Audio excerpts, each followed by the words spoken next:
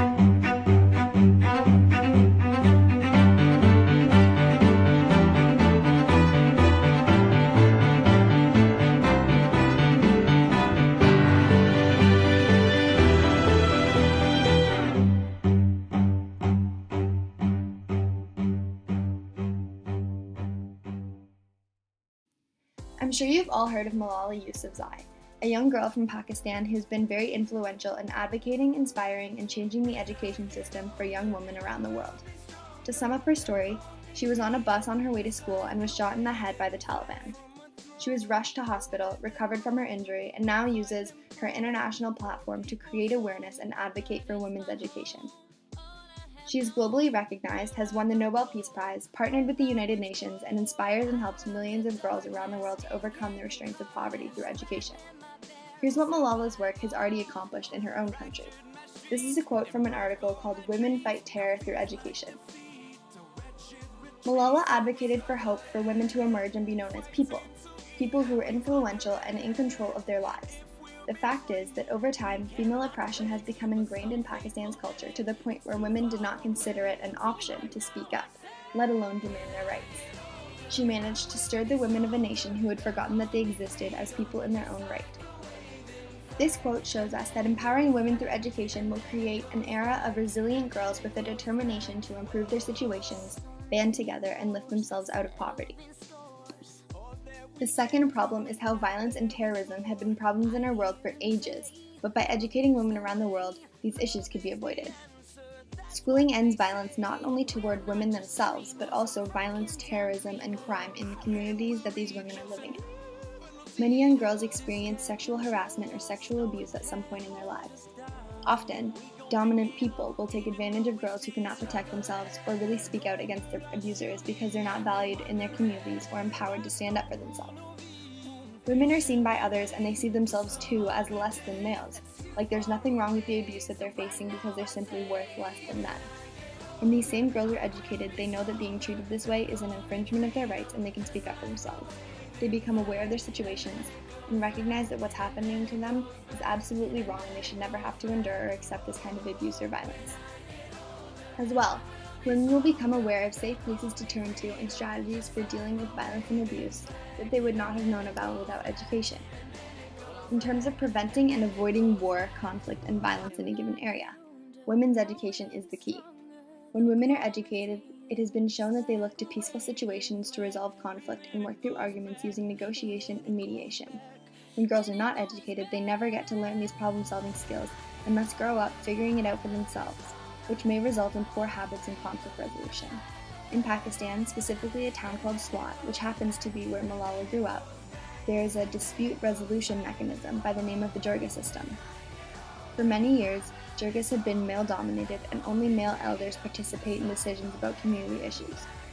In 2013, a female Jirga was established in Swat, and it has been in operation ever since then.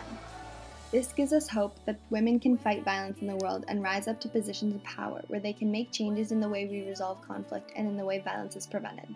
With women's education, the means of solving disputes will change and shift from a violent, terroristic approach to a peaceful approach where civilized, meaningful conversations will take place instead. For the third point about human rights, a study took place in India that looked at the differences in the lives of educated women and non-educated women, and the result was that women without education were more often deprived of their rights than those with schooling, as you would imagine. This shows us that women without education are not treated as equals, and shows us just how important school is as a platform for promoting and learning about human rights. First of all, schools generally are places of acceptance, so many times schools will teach current events and celebrate days like the World Human Rights Day, which can go a long way to create awareness among girls in their communities for their rights. Secondly, in school we learn about law, which includes information about rights and freedoms. We learn about history, which includes racism and discrimination, as well as the oppression of women worldwide. And we learn about social justice, democracy, and equality, all things that give us chances to talk about and explore human rights and obligations.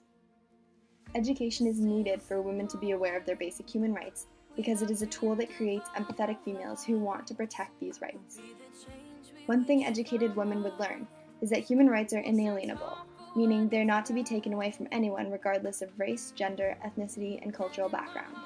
Those who are not educated do not grow up learning this like many of the children in more affluent places of the world, so they're unaware that they illegally have been denied numerous human rights. When women are educated, they will become more vocal, especially if rights that can keep their children safe and healthy are being denied. If women realize that they have been discriminated against for so long, they will work to reform the system and advocate for human rights for all people. However, this can only happen when women are aware of their rights, which only happens when they're educated.